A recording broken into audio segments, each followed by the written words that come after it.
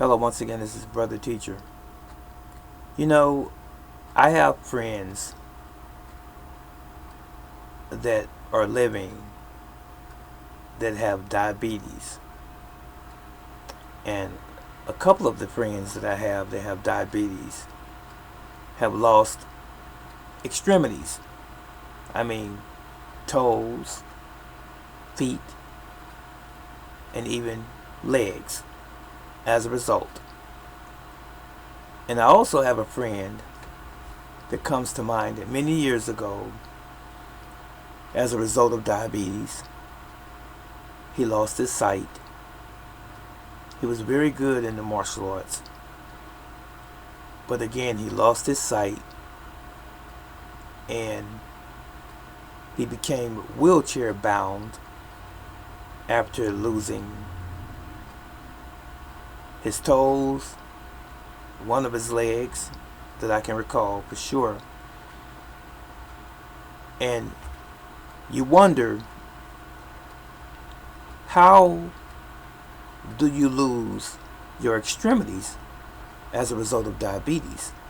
You know, some people are curious about that, and I did the research before to find out why you lose your extremities. Well, we understand that extremities are further away from the trunk of the body. The majority of the blood is the head and the trunk of the body for the most part. And your extremities are the limbs all the way down to your fingers and your toes. So there's something called PAD, peripheral artery disease. And what that is when your lower extremities, more specifically feet and legs, don't receive enough oxygenated blood and nutrients to them. You have neuropathy, a form of neuropathy. You have nerve damage. And again, if you have any injuries to those toes, feet, and legs, oftentimes you won't notice it because you have limited to no blood circulation in those extremities.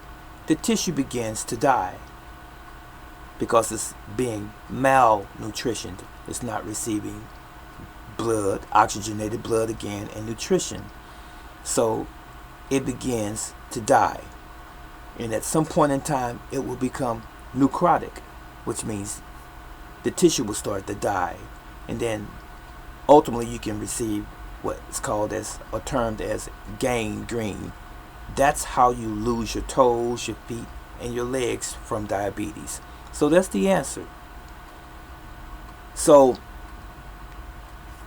diabetes can be controlled with diet.